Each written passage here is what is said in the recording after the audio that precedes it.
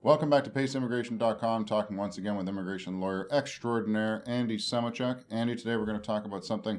You have a lot of these stories, actually, with people that have been afraid at the border. There's a certain amount of fear when you're going across the border. You're not sure what to say, and then when you do say something that might not be entirely kosher, suddenly you're dragged out of line, and now you're in no man's land. What's your take? Well, it's an experience that's terrifying, and many people go through it because maybe they don't have their papers in order, or they have, for example, a criminal conviction in their past, or some other immigration infraction or something, and before they know it, they're brought into secondary inspection, and they go through a grilling. The people there want to get the truth out, and sometimes people are stuck there for 4 or 5 hours while the officials are digging into their past, trying to figure out what is the truth. So how we can deal with that is by preparing people before they go across the border with, telling them how to present their background and their problems to immigration officials in a way that won't result in this interrogation that you would otherwise face.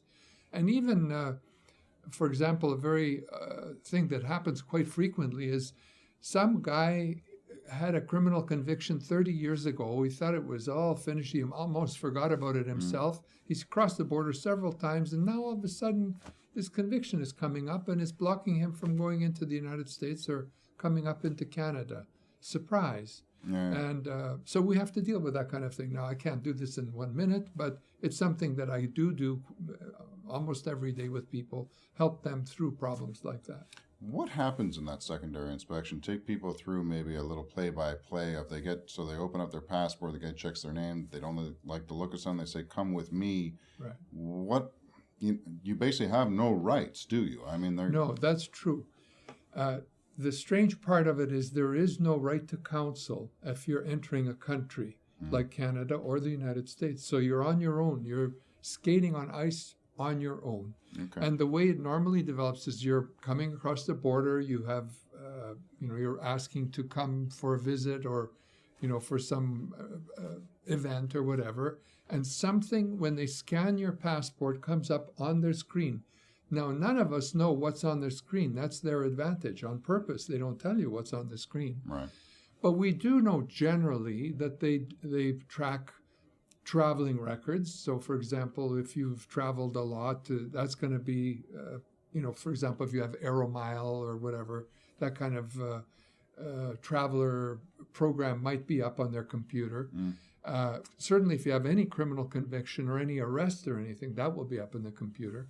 And any infraction, any immigration infraction, such as you overstayed a visa or someone complained about you while you were in the country, things of that nature will be up in the computer. Anyway, when that happens, the immigration official is not going to reveal to you, hey, we've got this criminal conviction on the screen. They're going to say, would you mind coming with me over to secondary inspection, which is a separate office on the side where someone who has more time can get into your background and dig out what is it that's causing the problem.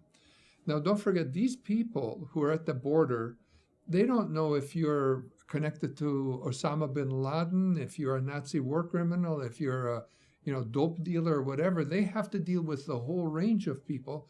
And the only way they can deal with you as an individual is they have to assume you're coming into the country illegally until you satisfy them that you're coming in for a proper purpose and that you'll leave when the time comes to leave. So guilty till proven innocent. Unfortunately, yeah, that's the way they have to work at the border. So what you're saying, saying is that you have to prepare people before they cross, because once they're in that secondary inspection, are they even allowed to phone someone like you? No, they're not. I mean, they're there. They don't, as I mentioned, they don't have the right to counsel. Right. Sometimes they can't even withdraw their application, meaning, okay, I've had enough, I want to leave now.